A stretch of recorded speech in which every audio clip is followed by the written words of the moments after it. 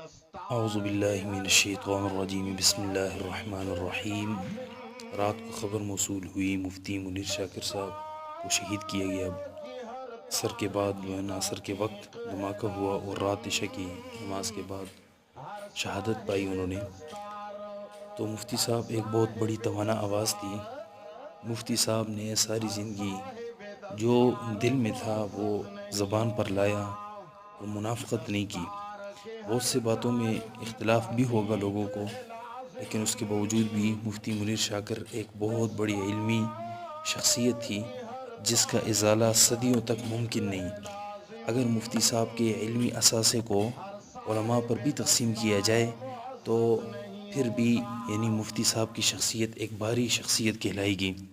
और मुफ्ती साहब के जितने भी कातिलीन हैं, हुकूमत से मुतालबा है कि उसे फुलफोर गिरफ़्तार किया जाए और हुकूमत ख़ुद अगर मुलविस ना हो।